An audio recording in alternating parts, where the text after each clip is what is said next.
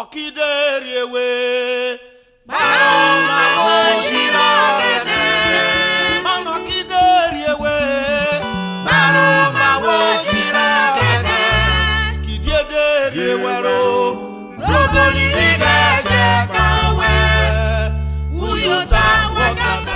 documentary will be looking at 7 abandoned projects in Isoko North local government area. The first road project we visited was the Owhelogbo Orogun road. From what you can find in the video, although there are some areas constructed from the Ozoro end of the road, almost immediately after Owhelogbo, the road is abandoned, and you can see in the video that it turns to a bush path, and that is the way it is from Owhelogbo to Orogun. We all know the importance of roads in our economy. It helps in the evacuation of goods from rural areas to urban areas, and it also helps in the movement of goods and services. For a government to deliberately abandon road projects that have been started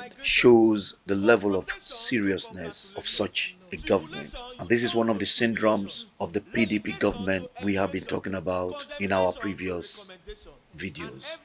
The next road we visited is the Emevor Orogun road, linking 2 local government areas, which is Isoko North and Ughelli North LGAs. This road has been in contention since the administration of Oduara, but was recently re-awarded by the PDP-led administration. This announcement came over 6 months ago, but from what you can find on the road is that gravel, granite and sand have been poured on the road. So from what we are seeing on the road, the materials on site, except those materials will be used to construct drain. If it is for the road construction, then one would understand why roads in Delta State give way over a short period of time. Government must ensure that the economic activities of the citizens are carried out without any hindrance, and the only way you can do that is ensuring that roads are constructed to link the rural areas to the urban areas for easy evacuation of goods and services. Again, Deltans can see for themselves the type of road the state government indulges in, and also the ineffective way of bringing the dividends of democracy to the citizens. The third road we looked at in Isoko North LGA is the Emevor Agbarha-Otor road. On this road, there are numerous potholes and gullies which tend to result in undue maintenance costs for motorists that apply such roads. So the best thing the government can do in this situation is the entire resurfacing of the road from Emevor to Agbarha. By so doing, it will reduce journey time between the 2 settlements and also allow the vehicles of motorists who ply the road to last longer than we can see currently with the rickety nature of vehicles as a result of very, very bad roads in the state. Then the fourth project we visited is the Auditorium in the Delta State University of Science and Technology, Ozoro, which from the video you are seeing is an abandoned project. How a government will concentrate development in one part of the state at the detriment of other sections of the state beggars belief. How a government can spend millions of naira on such an edifice and allow it to rot away, as you can see in the video. Now, education is one of the ways of setting our young ones on the right path, and learning in a conducive environment is key to building a generation that would lead this country. When a state government decides to embark on educational facilities like you find in this auditorium and turn around to abandon such projects, it's something that should be a cause of worry to all Deltans, cause of concern to all that love education, because as is said, education is the ingredient that builds the right minds in society.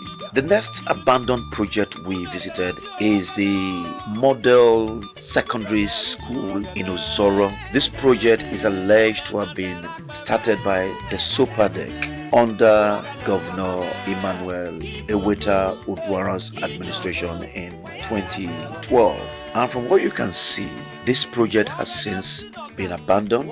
You see trees and the whole place has been overgrown. How a government would waste the resources of a state in this manner is what some of us cannot understand. The government of Senator Owhelogbo as governor and Friday of Sanebi as his deputy would attend to all these abandoned projects which have relevance in society, because currently we believe there are inadequate learning spaces in our state, and having such structures, leaving them to be abandoned is unacceptable, and their government will see to the completion of such projects speedily. Now, the sixth project we visited in Isoko North LGA is a construction of 32 units of 2-bedroom bungalows using Hydraform building systems at Ozoro. This project, from what we can see, was awarded sometimes in 2010 to Glow Dave Nigeria Enterprises, and the technical partners for the project are Hydraform Engineering Limited, with the consultants being Fortune ABA and Co. number 5 Mamere Street, Agbarha. Now, from what you can see there, you ask yourself the simple question: despite the shortage of housing units in the country, a government that starts a housing project, if completed, would lead and alleviate some of the sufferings of the homeless, those who find it difficult to get into the housing ladder, decide to embark on such viable project, but along the line decide to abandon such projects. It is unacceptable. Government can waste the resources of the state in this manner with the spate of abandoned projects in every nook and cranny of the state. This is not good enough, and Deltans are saying enough is enough to the government of abandonment.